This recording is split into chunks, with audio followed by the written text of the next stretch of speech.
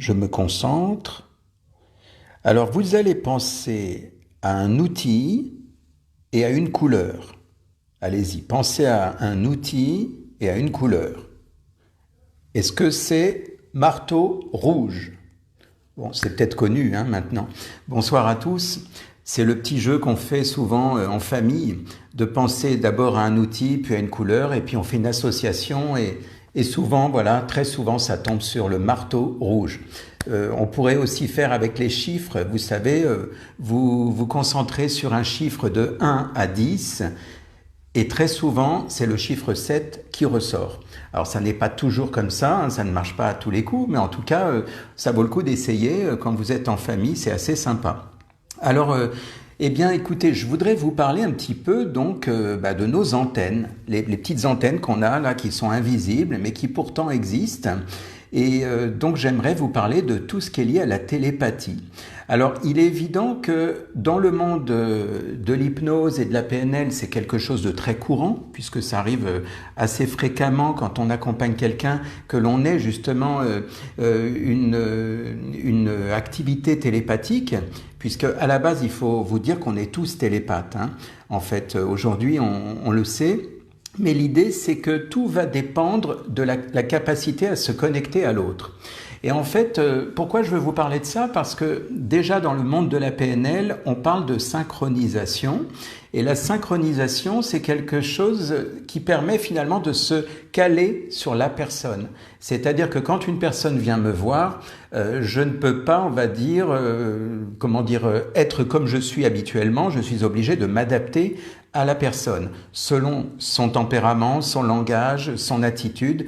Je vais m'adapter à elle de façon complètement subtile pour justement pouvoir la capter, comme on dit, pour pouvoir mieux recevoir l'information qu'elle me donne, que ce soit à travers les mots, le regard ou à travers la pensée.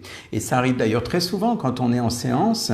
Si vous êtes thérapeute, si vous êtes même hypnothérapeute, peut-être que vous êtes ici et que vous pourrez confirmer, ça arrive très souvent qu'on devance ce que la personne a dans la tête. Moi, ça m'arrive, par exemple, j'accompagne une personne et je vais lui parler, je ne sais pas, moi, d'un soleil, d'une prairie. Et la personne, à la fin de l'expérience, va dire c'est quand même incroyable. Quand vous m'avez parlé du soleil, eh bien, j'avais déjà l'image du soleil dans ma tête et de la prairie, etc. Et donc, c'est assez amusant, surtout quand c'est des choses plutôt, on va dire, originales. Une fois, je me souviens, j'avais parlé d'une pelouse avec un escargot. Et la personne m'a dit, écoutez, c'est surprenant, vous m'avez parlé d'un escargot et j'avais l'image de l'escargot dans ma tête. Voilà. Mais en réalité, il n'y a rien d'exceptionnel à tout ça. Je veux dire, on est tous capables de le faire. Il est évident que quand c'est notre quotidien, j'allais dire, on s'y entraîne puisque c'est notre métier. On est en permanence dans l'émission La Réception. Et en fait, que l'on soit, on appelle ça un agent, ou alors un récepteur. Que l'on soit agent ou récepteur, agent c'est celui qui transmet, qui transmet la pensée, et puis le récepteur, c'est celui qui reçoit l'information. Que l'on soit dans un sens ou dans l'autre, ça fonctionne très bien. Alors en fait, comme je vous disais, potentiellement, nous sommes tous télépathes en fait. C'est-à-dire, la télépathie, c'est quelque chose qui à l'époque faisait partie du monde du paranormal. Moi, quand je m'intéressais à ça, c'était dans les années 80, j'étais très friand de tout ce qui était lié au paranormal, à la parapsychologie. Et en fait, à l'époque d'ailleurs, l'hypnose était classée dans le monde paranormal, ésotérique, sciences occultes. Moi, je m'intéressais beaucoup à ça à l'époque. Et c'est d'ailleurs comme ça que je me suis ensuite orienté vers la PNL, vers l'hypnose, etc. Voilà pour la petite histoire. Mais si vous voulez, ça, déjà à l'époque, il y a eu, vous connaissez peut-être le docteur Rhin, c'est un docteur, ça date des années 1930 je crois, il avait donc créé ce qu'il appelait les cartes Zener.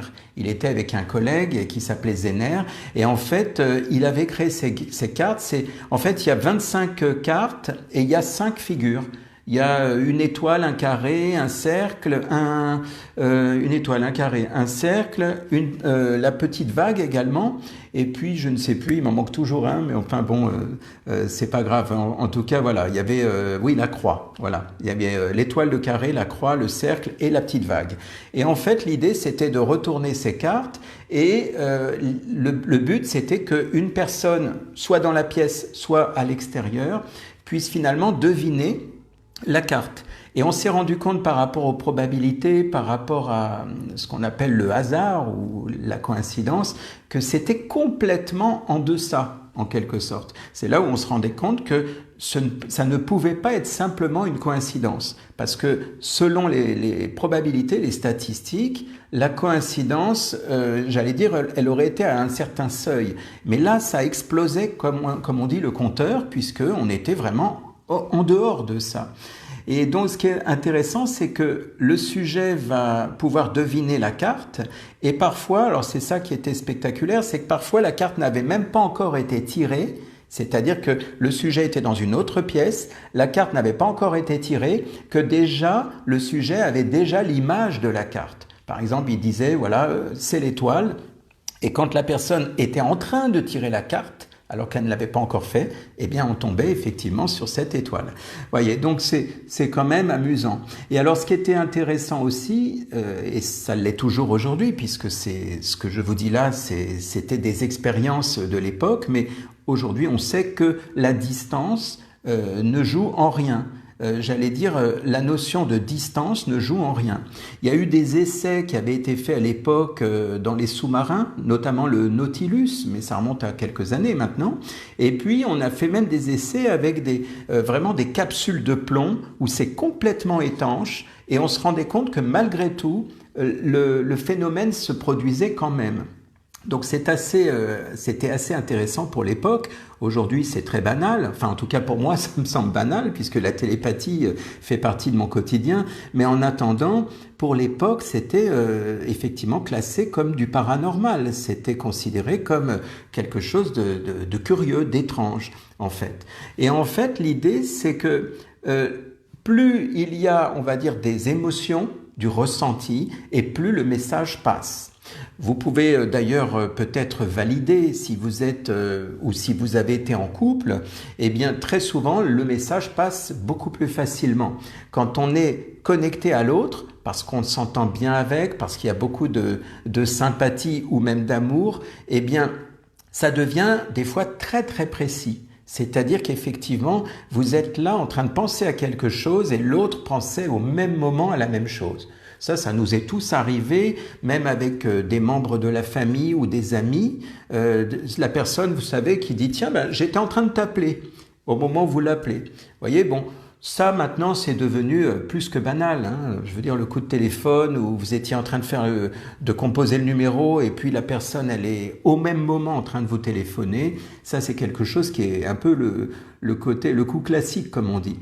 Mais parfois, c'est même très subtil. Moi, il m'est arrivé d'avoir des fois des actes télépathiques qui sont extrêmement précis. C'est-à-dire que ce n'est pas juste « tiens, je pensais à toi », etc. C'est qu'il y a vraiment parfois des messages qui sont mais vraiment très, très pertinents. Donc c'est intéressant, sans compter parfois, je ne sais pas, je pense à quelqu'un, une personne que je n'ai pas vue depuis une dizaine d'années, je parle de mes clients, hein, notamment les gens qui viennent en séance, et puis curieusement la personne m'appelle en disant « est-ce que vous vous souvenez de moi ?» Elle m'appelle souvent le jour même ou le lendemain en me disant « Tiens, est-ce que vous vous souvenez de moi? J'étais venu vous voir il y a une dizaine d'années. » Et souvent, je dis avec un petit peu d'humour, je dis « Bah oui, je pensais à vous hier. » Voilà, donc c'est assez sympa quand ça arrive comme ça. Ce n'est pas tout le temps, mais en tout cas, c'est très fréquent. Et la télépathie, je pense que ça fait partie aussi du quotidien de chacun.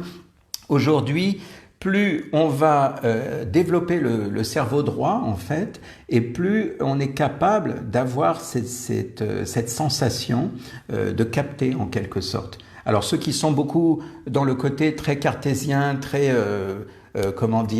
sceptique, auront plus de mal. Voilà, même chose, hein, ceux qui sont plus, par exemple, dans le côté végétarien, ça va être plus facile pour capter les informations que celui qui a beaucoup d'acidité, qui mange beaucoup de viande ou de ce genre de choses.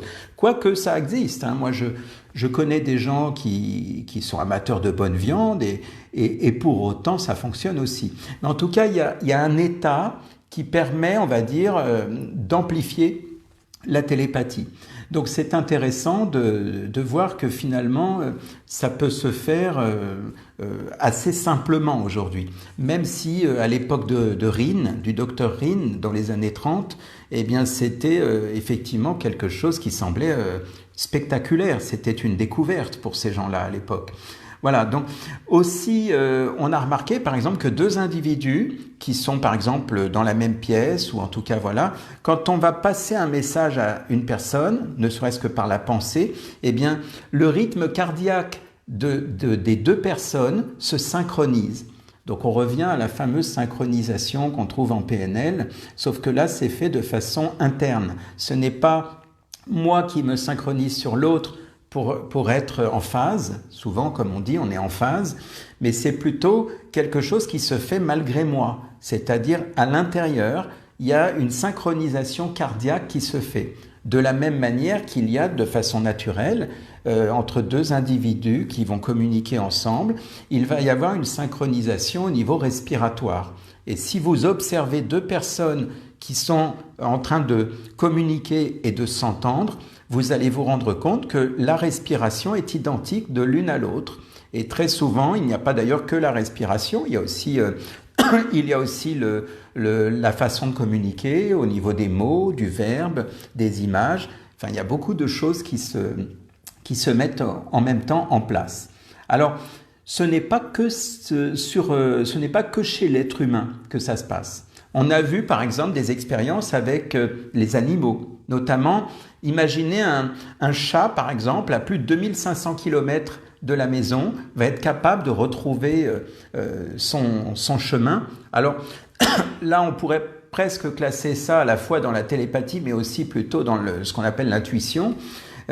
Pareil, hein, si vous prenez un chat, vous le mettez au milieu d'un labyrinthe, il va prendre le chemin le plus court pour sortir du labyrinthe. C'est quand même impressionnant. Alors là, on est un petit peu à cheval entre la télépathie et l'instinct animal, ou vous savez, ce genre de choses, l'intuition. En revanche, moi, je voulais vous parler de quelque chose que j'avais beaucoup étudié à l'époque, qui m'avait fasciné dans les années 80, quand j'avais étudié ça aussi, il y a pas mal d'années. C'est tout ce qui est en rapport avec les plantes.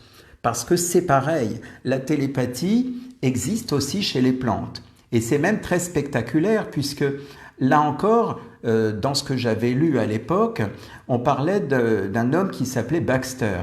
Baxter, c'est un homme qui a travaillé à la CIA, qui était spécialisé dans les détecteurs de mensonges. Et en fait, donc il était employé à la CIA. Et dans son bureau, il avait une plante. Et un jour, alors qu'il pensait au détecteur de mensonges, un jour, il a eu cette idée, bon, il fallait la trouver, hein, de mettre des électrodes sur sa plante. La plante qu'il avait dans son bureau, il a placé des électrodes sur la plante et il a sorti son briquet, parce qu'il a voulu faire des essais, il a sorti un briquet dans l'idée de brûler une feuille de la plante. Et je crois que ça s'appelle un sismographe, ou je ne sais plus, qui s'est mis à osciller très vite, comme une sorte d'affolement de la plante. C'est quand même spectaculaire. Il avait donc cette intention de brûler la plante, il a sorti le briquet et le sismographe s'est mis à bouger dans tous les sens. Alors ce qui est spectaculaire, c'est qu'il a fait la même expérience en simulant qu'il allait la brûler, c'est-à-dire qu'il a sorti le briquet, pareil, il a fait comme s'il allait la brûler, mais là il n'avait pas l'intention de la brûler et la plante n'a pas réagi. Là, pour le coup, le sismographe est resté complètement neutre, en quelque sorte. Ce qui prouve bien que la plante a une sorte, c'est même pas une sorte, c'est une réalité, a une intelligence. Et moi, ça m'avait fasciné à l'époque de pouvoir découvrir qu'une plante pouvait réagir.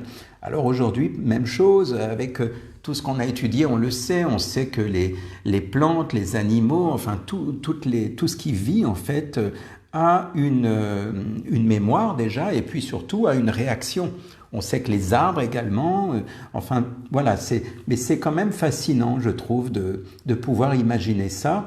Donc l'idée, si vous voulez, c'est que l'intention de brûler la plante ou de ne pas la brûler va faire qu'elle réagit ou pas.